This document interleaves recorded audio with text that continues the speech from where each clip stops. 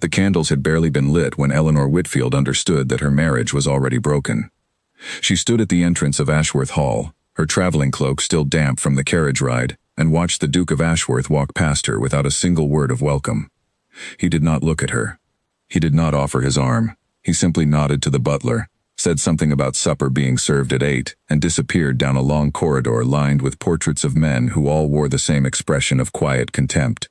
Eleanor had known, of course, that this marriage was not born of affection. Her father had explained it to her plainly, in the small study of their crumbling townhouse, 3 months before the wedding. The Whitfield family owed money to men who did not forgive debts, and the Duke of Ashworth needed a wife before his 30th birthday to satisfy the terms of his late father's will. It was an arrangement, nothing more. Two families solving two separate problems with one signed contract. She had told herself she could endure a marriage without love. She had not expected to endure a marriage without basic courtesy. The housekeeper, a stern woman named Margaret Price, showed her to her chambers without much conversation. The room was large and elegant, filled with furniture far finer than anything Eleanor had grown up with, yet it felt cold, as though no one had ever truly lived in it. She sat on the edge of the bed and looked at her reflection in the tall mirror across the room. A young woman in a traveling dress, her dark hair coming loose from its pins, her eyes tired from the long journey. She did not look like a duchess. She looked like exactly what she was, a stranger who had been brought into a house that did not want her. At 7 o'clock, a maid came to help her dress for dinner. The maid, a young girl named Charlotte, was kind enough, though she seemed nervous, glancing at the door as though afraid someone might walk in and catch her being too friendly with the new duchess. "Is the Duke always like this?" Eleanor asked quietly, as Charlotte fastened the back of her gown. Charlotte hesitated. "His Grace keeps to himself, my lady. He has since his father passed. I would not take it personally." Eleanor nodded, though she suspected there was more to the story than Charlotte was willing to share. She thanked the girl and made her way down to the dining hall alone, since no one had come to escort her. The dining hall was already filling with guests when she arrived. She had not been told there would be guests. She stood in the doorway for a moment, taking in the scene. Perhaps 20 men and women in fine evening dress, seated around a long table set with silver and crystal that caught the candlelight and scattered it across the walls. Conversation buzzed low and pleasant, the kind of conversation only the very comfortable ever have. A footman noticed her standing there and quickly pulled out a chair near the far end of the table, well away from the Duke, who sat at the head like a king surveying his court. Eleanor took her seat and offered a small, polite smile to the woman beside her, an older lady with silver hair and sharp eyes who introduced herself as Lady Prescott. "You must be the new Duchess," Lady Prescott said, studying Eleanor with open curiosity. "We had heard the wedding was rather quiet. No grand announcement, no formal introduction to society, rather unusual for a man of the Duke's position." "The Duke preferred a simple ceremony," Eleanor replied carefully, though she suspected the truth was that he preferred no ceremony at all, and had only agreed to the wedding because the will demanded it. Dinner began, and for the first several courses, Eleanor managed well enough. She answered questions about her family with polite, brief responses, careful not to reveal too much, careful not to embarrass herself in front of strangers who clearly already viewed her as an outsider. She noticed the Duke rarely looked in her direction. When he did, his expression carried something close to irritation, as though her mere presence at his table was an inconvenience he had not fully accepted. It was during the fourth course, as servants cleared away plates of roasted pheasant, that everything changed. A gentleman near the middle of the table, a portly man with a booming laugh, turned to the Duke and asked, in a voice loud enough for half the table to hear, "Tell us, Ashworth, how did you come to choose your bride? We heard nothing of a courtship." The Duke set down his wineglass slowly. Eleanor felt her stomach tighten, sensing something unpleasant approaching, the way one senses a storm before the first drop of rain falls. "There was no courtship," the Duke said, his voice cool and detached, as though discussing the weather. "My father's will required a marriage before my 30th birthday. Miss Whitfield's family required money. The arrangement suited both parties." A ripple of surprised laughter moved through the table, though it was the uncomfortable kind of laughter, the kind people offer when they are not certain if something is meant to be amusing or cruel. Eleanor felt her face grow warm. She kept her eyes fixed on her plate, willing herself not to react, not to give the room the satisfaction of watching her crumble. But the Duke was not finished. "She comes from very modest circumstances," he continued, addressing the table as though Eleanor were not sitting among them at all, as though she were a subject to be discussed rather than a person capable of hearing every word. Her father's estate was in considerable disrepair before our arrangement. I imagine she has never sat at a table quite like this one. The words landed like small blows, each one precise, each one clearly chosen to diminish her before an audience of strangers. Eleanor felt her hands tighten in her lap beneath the table, her nails pressing into her palms. She thought of a dozen responses, sharp and cutting, that she might have said in return. She said none of them. She had learned long ago that dignity was often the only weapon available to those with no other power, and she intended to use it now. "I am grateful for my new circumstances, Your Grace," she said instead, her voice steady despite the tremor she felt building in her chest, "though I confess I did not expect to be discussed as though I were not present." A few guests exchanged glances. Lady Prescott's sharp eyes flicked toward Eleanor with something that might have been sympathy, or might have been simple curiosity about how this small drama would unfold. The Duke's jaw tightened, as though he had not expected her to speak at all, let alone to speak with such composure. "Forgive me," he said, though his tone carried no genuine apology. "I only meant to explain the nature of our union to our guests who were curious."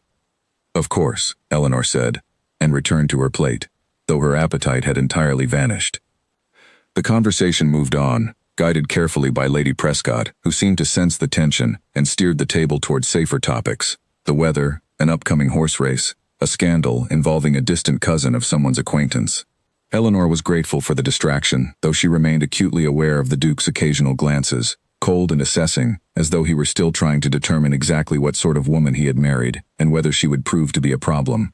She did not know, as she sat there enduring the slow, humiliating remainder of the meal, that the true difficulty of the evening had not yet begun.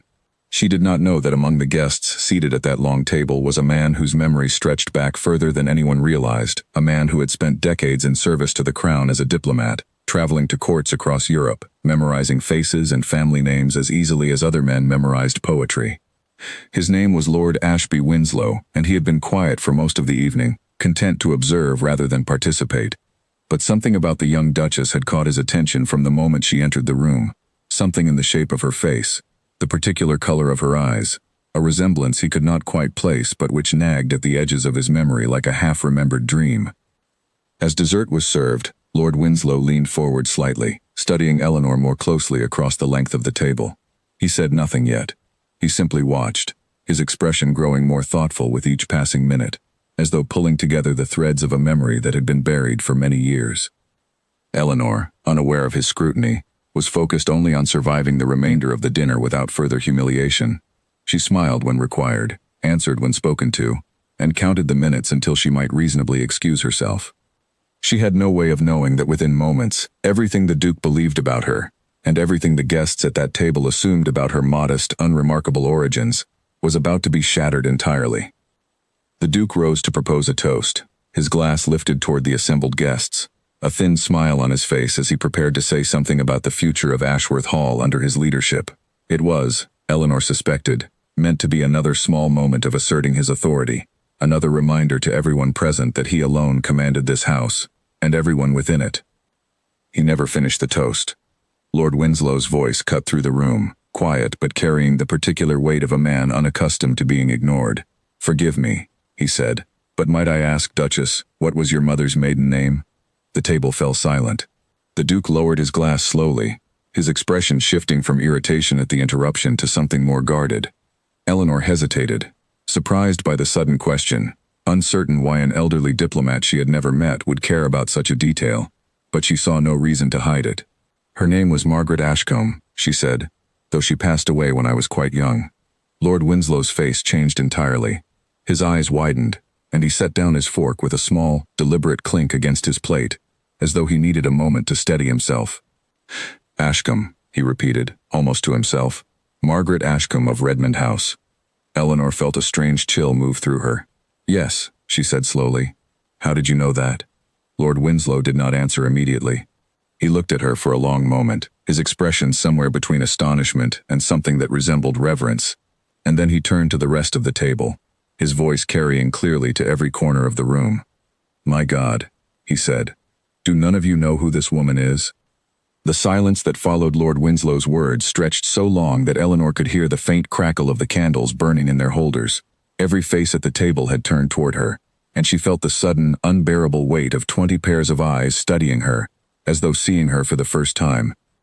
"I do not understand," the Duke said, his voice tight. "What is the meaning of this, Winslow?" Lord Winslow rose from his seat, his chair scraping softly against the floor. He was an old man, but there was nothing frail about the way he carried himself now, nothing hesitant in his voice. "Margaret Ashcombe," he said, "was the only daughter of Edmund Ashcombe, Earl of Redmond. I served under her uncle in the diplomatic corps for 11 years. I attended her christening. I watched her grow from a child into one of the most celebrated young women in the whole of England, before she vanished from society entirely."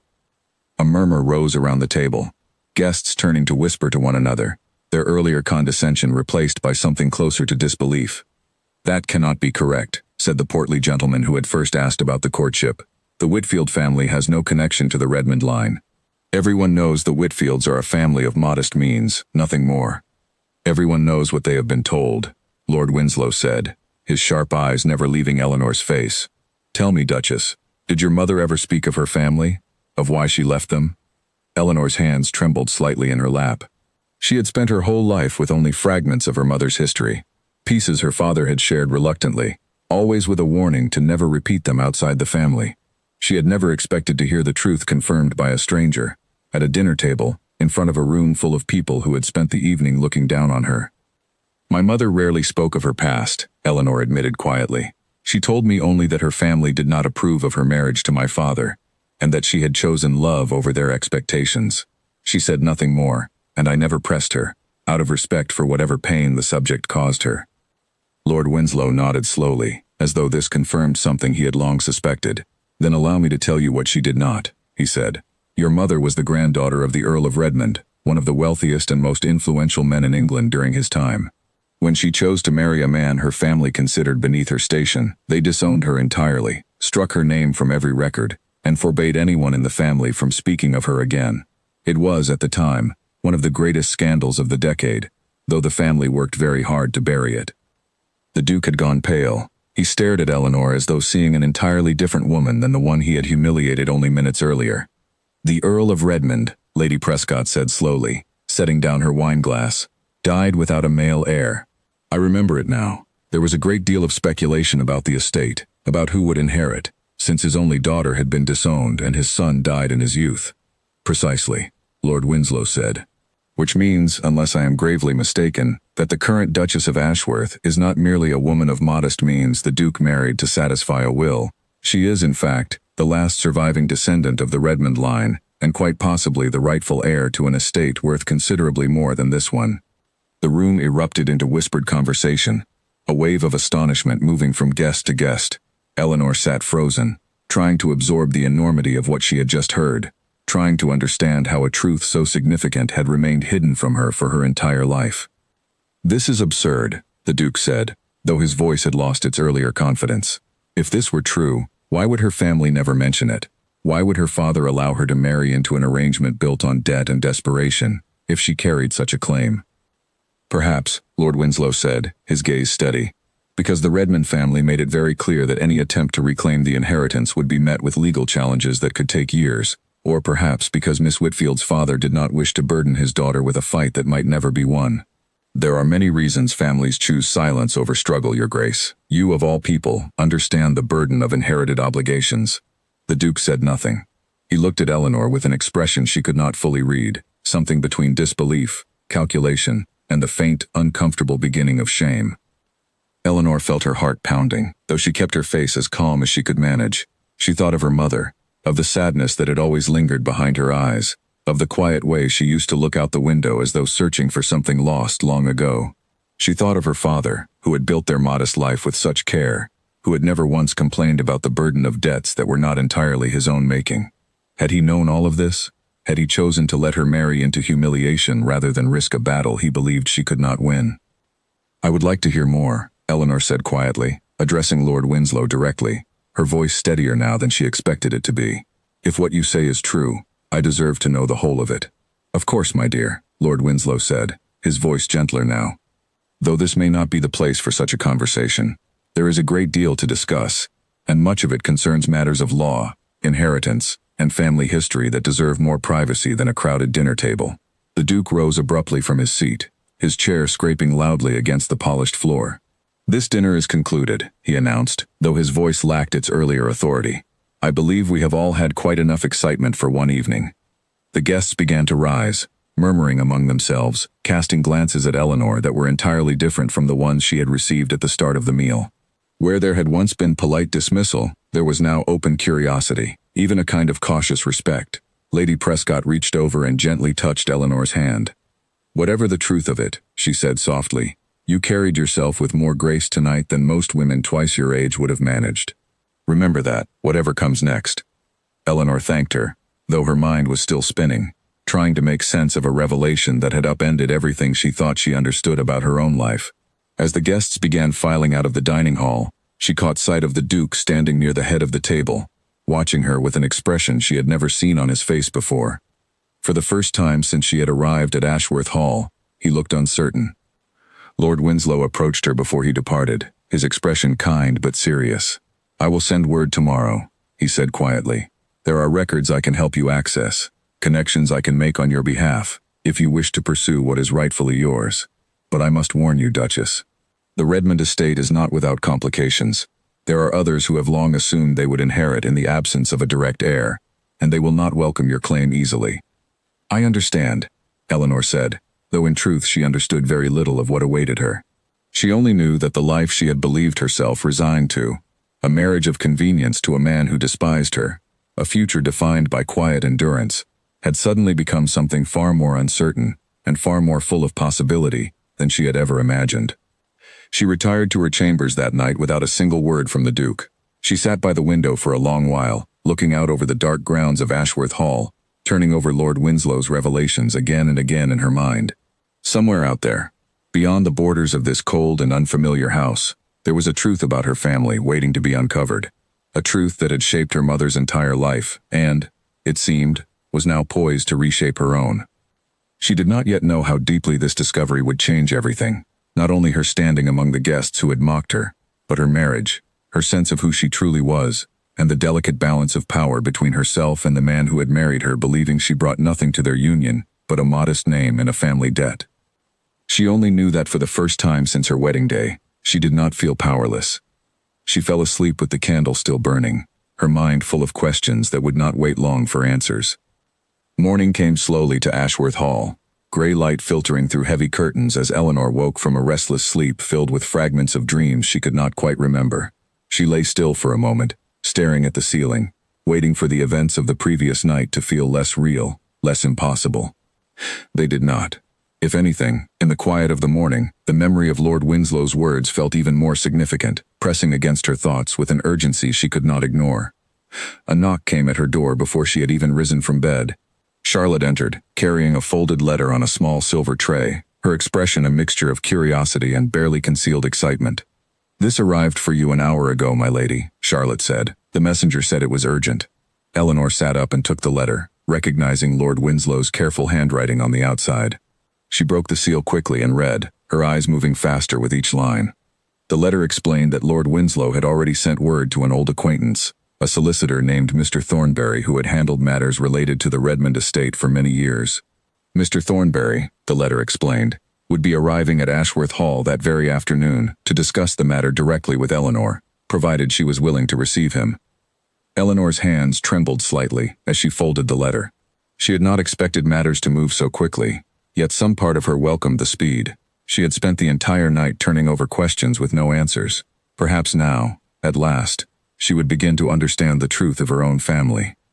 She dressed carefully, choosing a simple but elegant gown, uncertain of what impression she wished to make on a solicitor she had never met, uncertain even of what she hoped the outcome of this meeting might be. Did she want the inheritance Lord Winslow believed she was entitled to?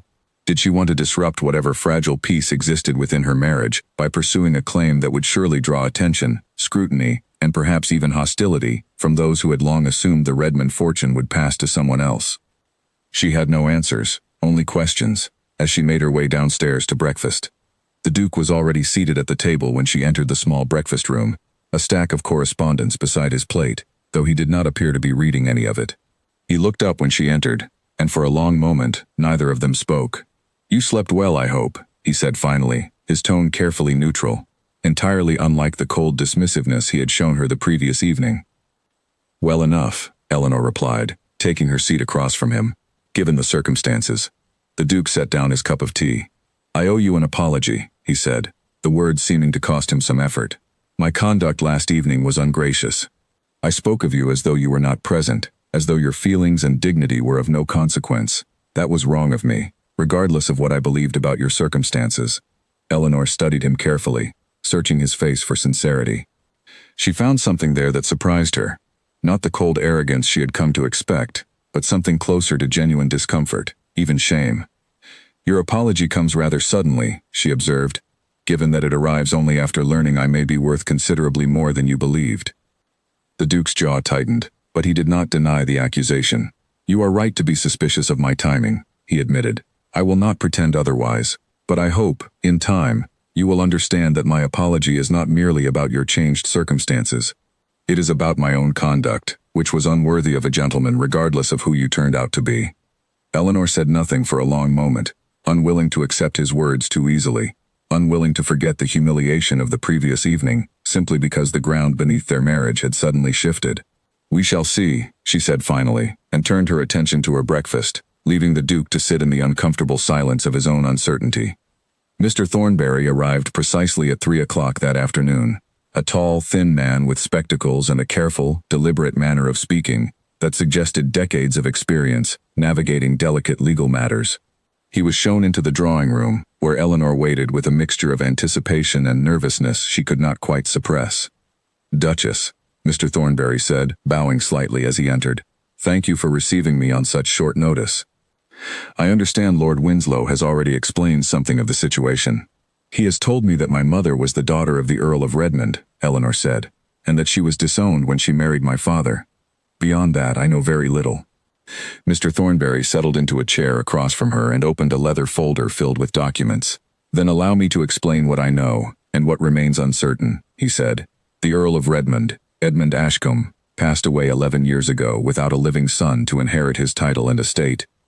His only daughter, your mother, had been disowned decades earlier and struck from the family record following her marriage to your father, a man the Earl considered entirely unsuitable for a woman of her station.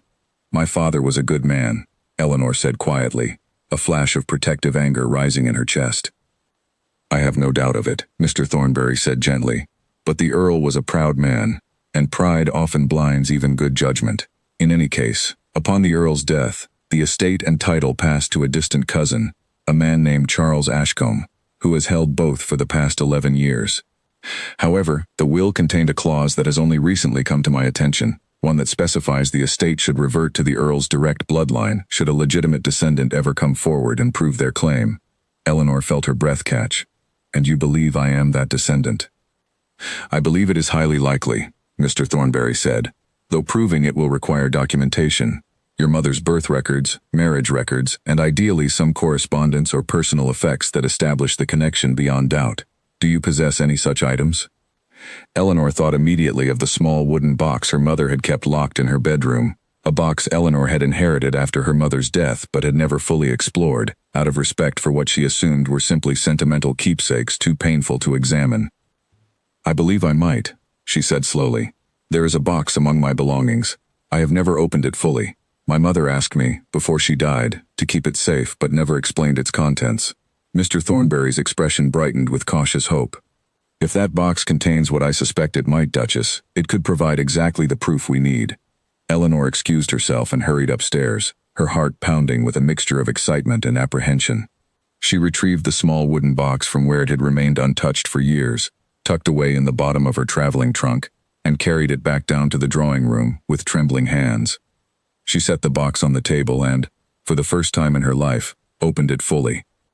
Inside, she found a collection of items that told a story she had never known. A small portrait of a young woman who bore a striking resemblance to Eleanor herself, dressed in the fine clothing of aristocracy, standing before a grand house Eleanor did not recognize.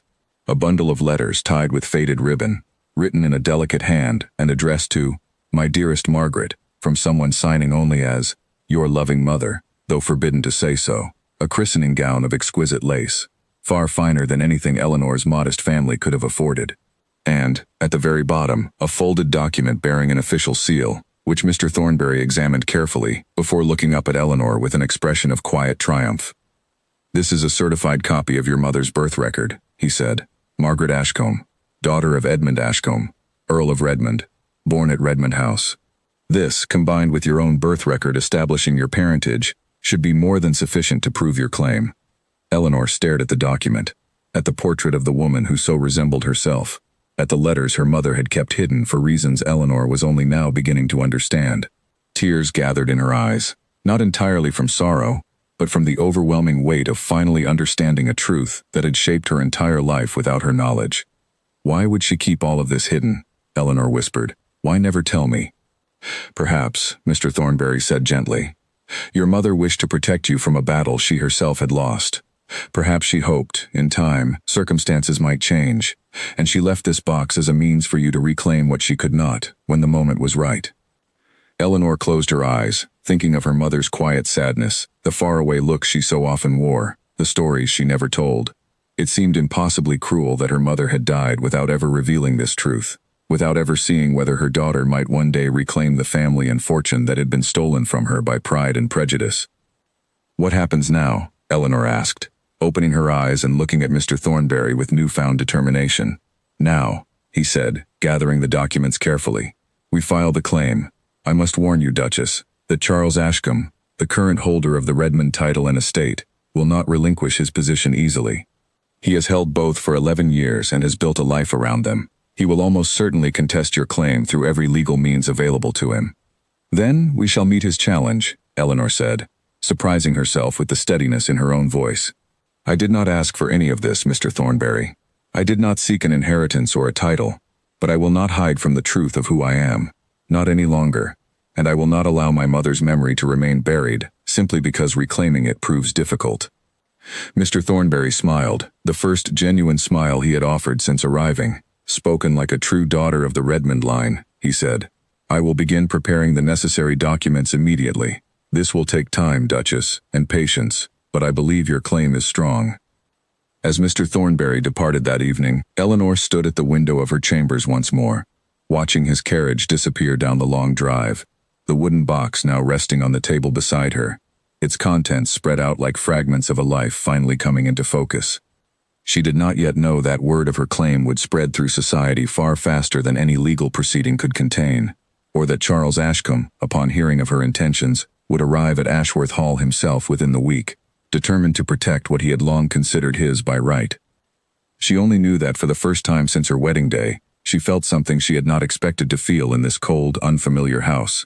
She felt like herself. News of a hidden Redmond heir spread through London society with startling speed.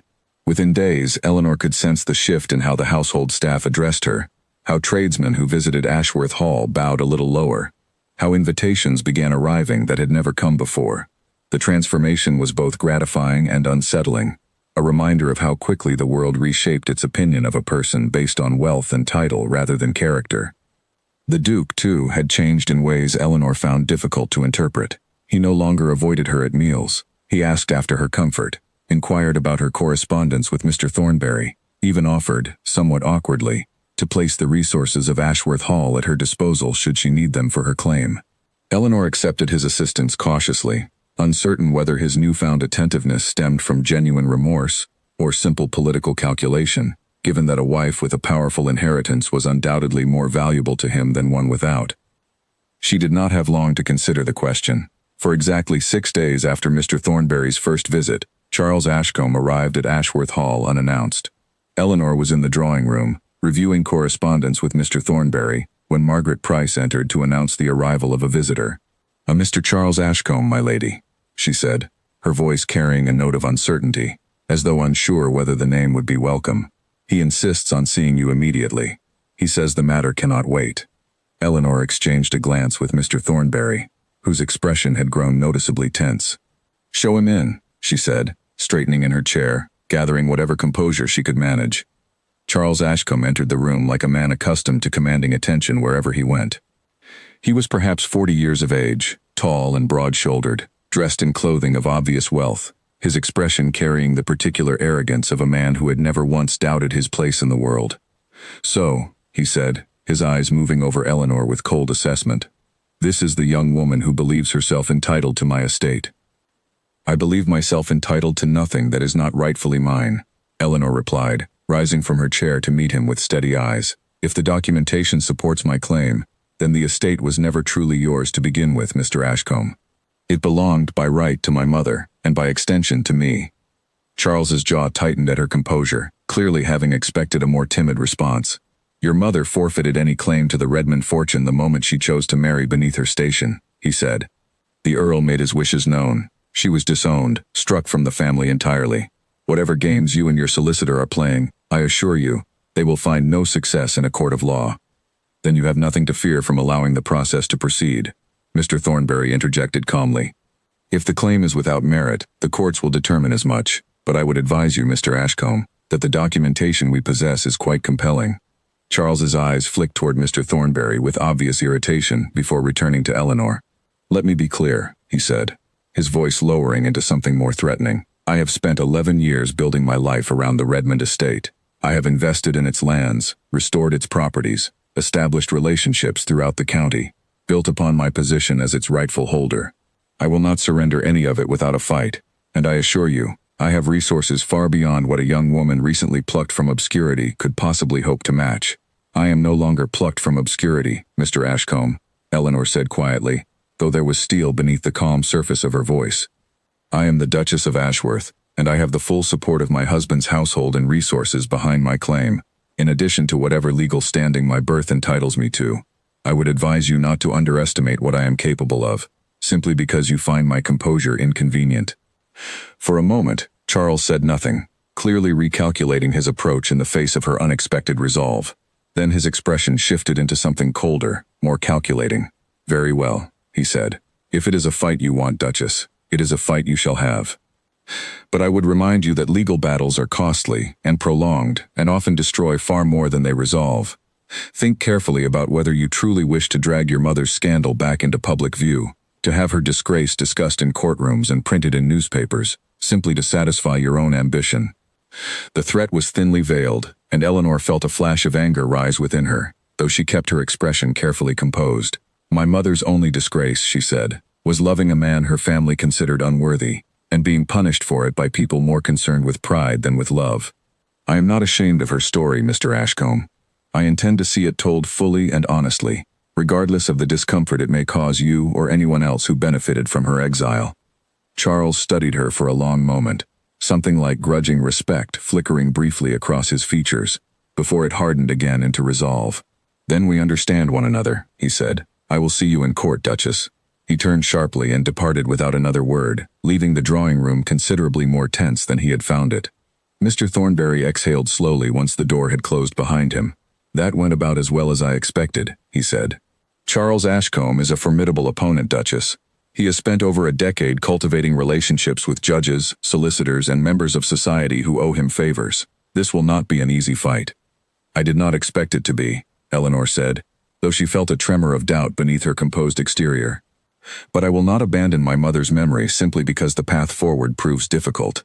That evening, the Duke found her alone in the library, staring at the fire without truly seeing it, her thoughts consumed by the confrontation with Charles Ashcombe and everything that now lay ahead.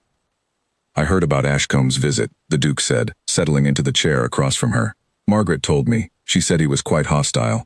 He was, Eleanor admitted. He threatened to drag my mother's story through public scandal if I pursue my claim.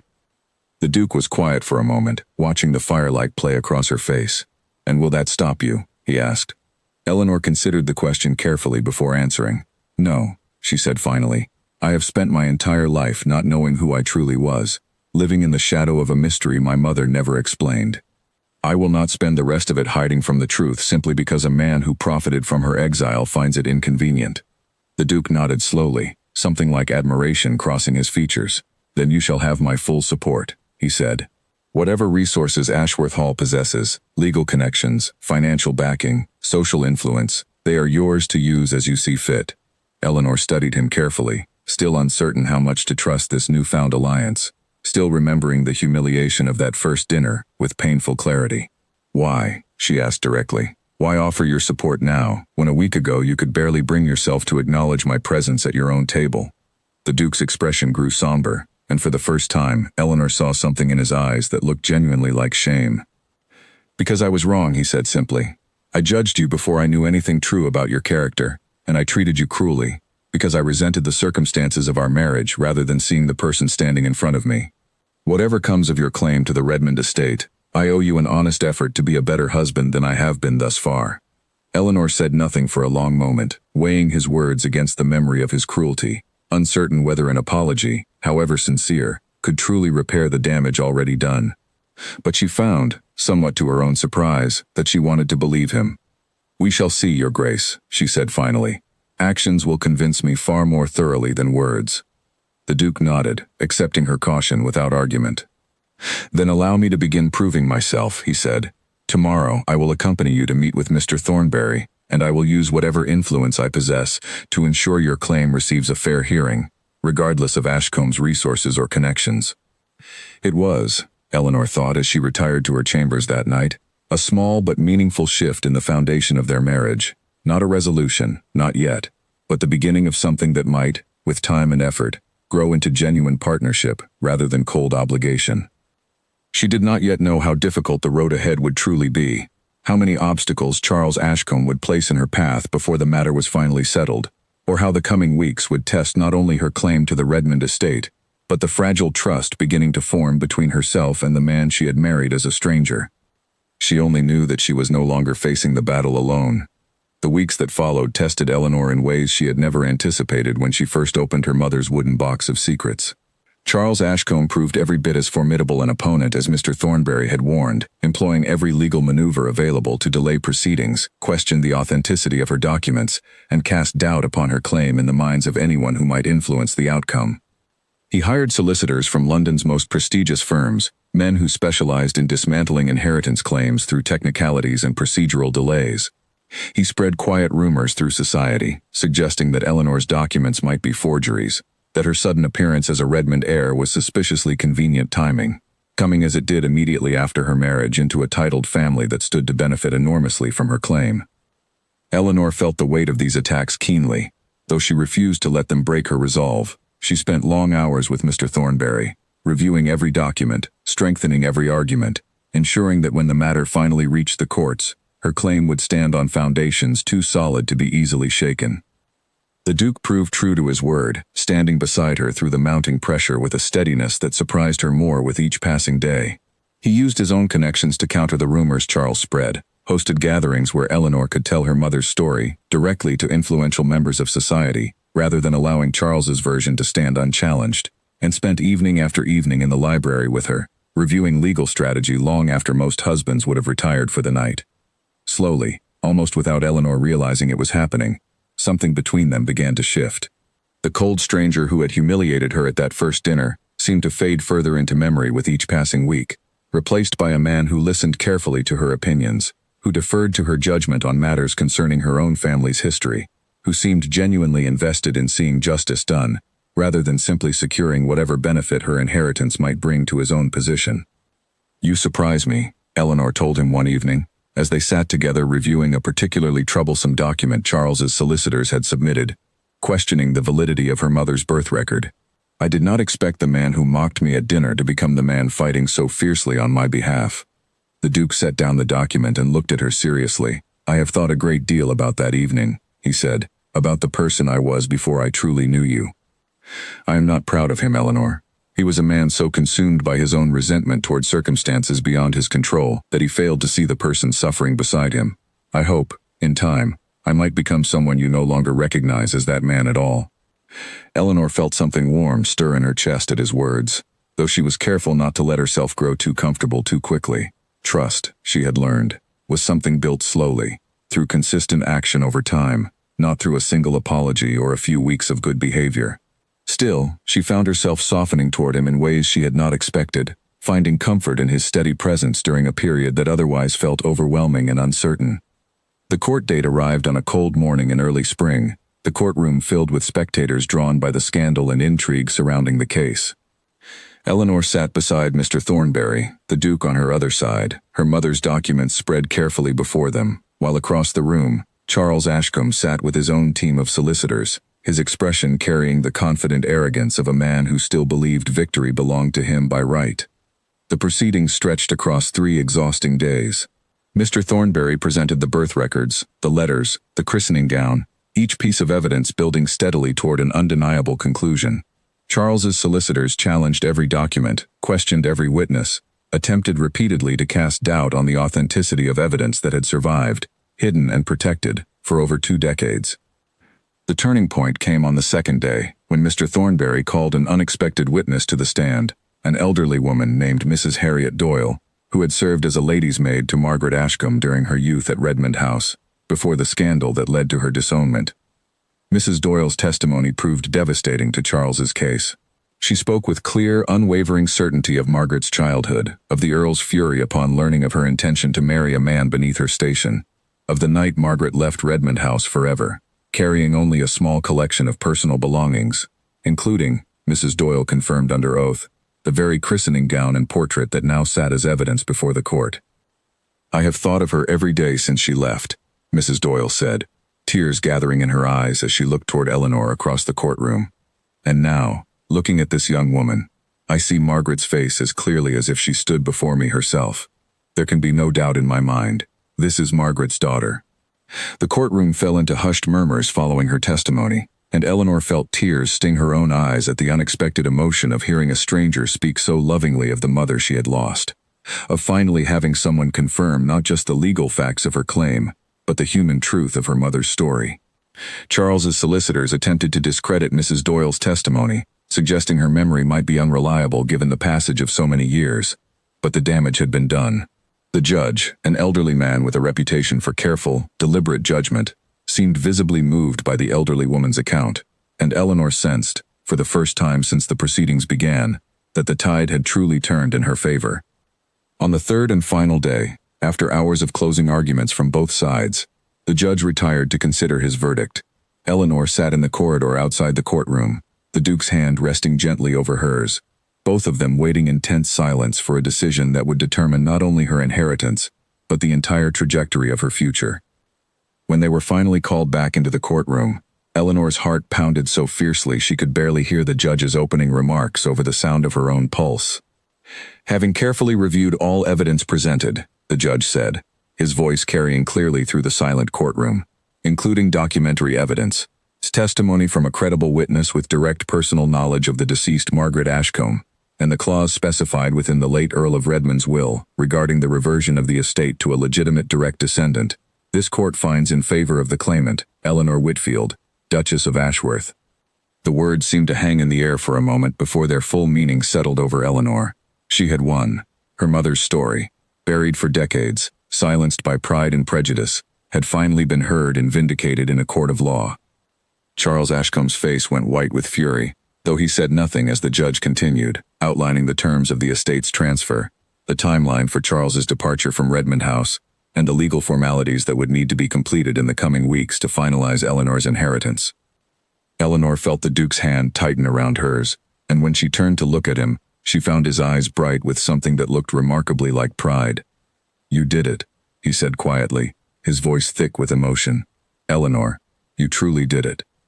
She could not speak for a moment, overwhelmed by the weight of everything that had unfolded since that humiliating dinner weeks earlier, the discovery of her mother's hidden history, the fierce battle to reclaim what had been unjustly taken, and now, finally, vindication not just for herself, but for the mother whose memory had been silenced for far too long.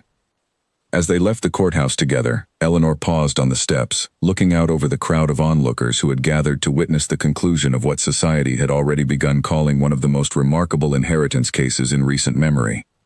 Somewhere among them, she knew, were people who had mocked her at that first dinner, who had dismissed her as unworthy of the Ashworth title. She felt no need for revenge against them now, no desire to gloat over her unexpected victory.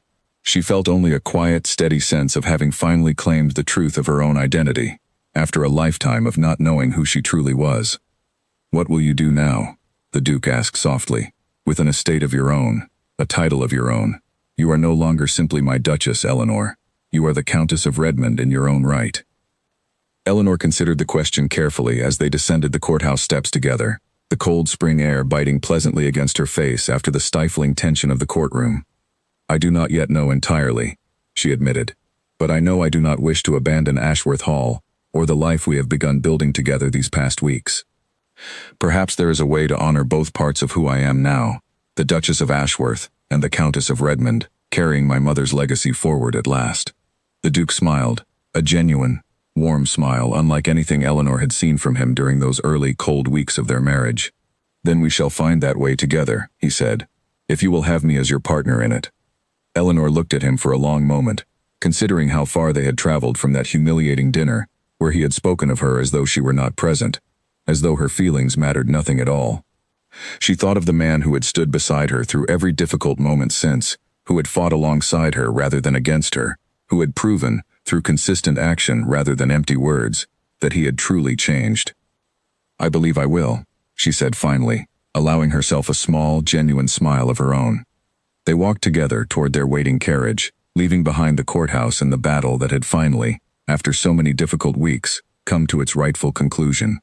But Eleanor knew, even as relief washed over her, that the true test of what remained between herself and the Duke was only just beginning. In the months that followed the court's decision, Eleanor found herself navigating an entirely new existence, one she could scarcely have imagined during those first lonely days at Ashworth Hall. She traveled to Redmond House for the first time, walking through halls her mother had once called home, standing in rooms where Margaret Ashcombe had grown from a child into a young woman, before the scandal that changed the course of her entire life. It was, Eleanor found, both a profoundly moving experience and a strangely disorienting one, connecting her to a heritage she had never known, while simultaneously reminding her of everything her mother had lost. She retained the staff who had served the estate faithfully under Charles Ashcombe's management, choosing continuity and stability over the temptation to sweep away everything associated with the man who had fought so bitterly against her claim. Charles himself departed quietly, his reputation considerably diminished by the public nature of his defeat, taking up residence on a smaller property he owned in the north of England, a fact Eleanor noted with neither satisfaction nor regret, simply the quiet acknowledgement that justice, however delayed, had finally been served. The relationship between Eleanor and the Duke continued to evolve throughout this period, growing steadier and more genuine with each passing week. He accompanied her on her visits to Redmond House, patient as she processed the complicated emotions of connecting with a heritage that had been kept from her for so long. He never once suggested she abandon her independent management of the estate in favor of folding it entirely into his own affairs, respecting the fact that this inheritance belonged to her, a legacy from her mother that she alone had the right to shape. Society, predictably, had entirely reversed its earlier assessment of Eleanor. Invitations poured into Ashworth Hall from families who had barely acknowledged her existence during those first difficult weeks of her marriage, all eager now to claim acquaintance with the Duchess of Ashworth and Countess of Redmond. Eleanor accepted some invitations and politely declined others, no longer feeling the desperate need to prove herself worthy of anyone's approval that had haunted her during that first humiliating dinner. She had learned, through the difficult journey of the preceding months, that her worth had never truly depended on titles or wealth or the opinions of a room full of strangers. It had been present all along, simply waiting to be recognized, first by herself, and eventually by everyone around her. Lady Prescott, who had shown Eleanor unexpected kindness during that first difficult dinner, became something of a genuine friend and mentor in the months that followed, guiding Eleanor through the complexities of managing her new social position with the same sharp wit and practical wisdom she had displayed from their very first meeting. "You handled that first dinner with more grace than most women could have managed," Lady Prescott told her one afternoon, as they took tea together in the gardens of Ashworth Hall. "I suspected then that there was more to you than the Duke and his guests realized. I am glad to see I was right." "I did not feel graceful," Eleanor admitted. "I felt humiliated and powerless. I simply refused to let anyone see that." "That," Lady Prescott said with a knowing smile, "is precisely what grace is, my dear. Not the absence of pain, but the refusal to let pain diminish your dignity." Eleanor found herself thinking often of that lesson in the months that followed, as she settled more comfortably into her expanded role, learning to manage two estates, two sets of responsibilities, two identities that had once felt entirely separate, but were gradually weaving together into a single, coherent sense of self. The Duke, for his part, continued to demonstrate the genuine change in character he had promised on the courthouse steps. He involved Eleanor fully in decisions concerning Ashworth Hall, sought her counsel on matters of business and household management, and gradually revealed to her the softer, more thoughtful man who had been hidden beneath years of resentment over a marriage he had once viewed only as an unwelcome obligation. "I used to resent my father for the terms of his will," he confessed to her one evening, as they walked together through the gardens after dinner, a dinner that had passed, this time, in warm and genuine conversation, rather than cold humiliation. "I believed he had trapped me into a marriage without love, without choice. I see now that perhaps he understood something I did not, that sometimes the arrangements we resist most fiercely turn out to be the very things that save us from ourselves." Eleanor smiled at this, reaching for his hand as they walked.